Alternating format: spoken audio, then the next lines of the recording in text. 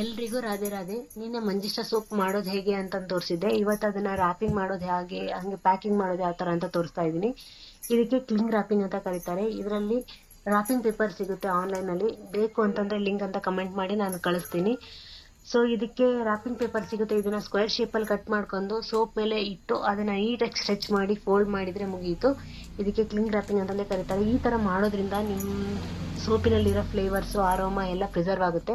ಹಾಗೆ ಅದರಲ್ಲಿರೋ ಫ್ಲೇವರ್ಸ್ ಯಾವುದು ಹಾಳಾಗೋಗಿ ಬಿಡೋದಿಲ್ಲ. ಆಮೇಲೆ ಏನಾದರೂ ಹಾಗೆ ಹೊರಗಡೆ ಇಟ್ಟರೆ ಅಲ್ಲಿರೋ ಡಸ್ಟ್ ಎಲ್ಲ ಬಂದು ಕೂರುತ್ತೆ. ಈ ಥರ ಕ್ಲಿಂಗ್ ರ್ಯಾಪಿಂಗ್ ಮಾಡೋದ್ರಿಂದ ಸೋಪಲ್ಲಿಗೆ ಯಾವುದೇ ಥರದ ಡಸ್ಟ್ ಬ್ಯಾಕ್ಟೀರಿಯಾಸ್ ಏನು ಕೂರೋದಿಲ್ಲ. ಹಾಗೆ ನೀಟಾಗಿರುತ್ತೆ, ಫ್ರೆಶ್ ಆಗಿರುತ್ತೆ.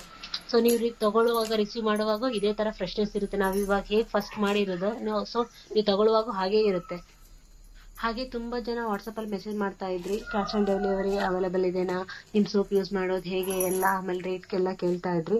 ನಾನು ವಾಟ್ಸಪ್ಪಲ್ಲಿ ಮೆಸೇಜ್ ಮಾಡ್ತೀನಿ. ಕ್ಯಾಶ್ ಆನ್ ಡೆಲಿವರಿ ಅವೈಲೇಬಲ್ ಇಲ್ಲ. ಇವಾಗಿನ ಸ್ಟಾರ್ಟ್ ಮಾಡೋದ್ರಿಂದ ನಾವು ಯಾರಿಗೂ ಕ್ಯಾಶ್ ಆನ್ ಡೆಲಿವರಿ ಕೊಡ್ತಾ ಇಲ್ಲ. ಹಾಗೆ ಫಾಲೋ ಮಾಡೋದನ್ನ ಮರಿಬೇಡಿ, ಸಬ್ಸ್ಕ್ರೈಬ್ ಮಾಡಿ, ಹಾಗೆ ಶೇರ್ ಮಾಡಿ. Please support and thank you.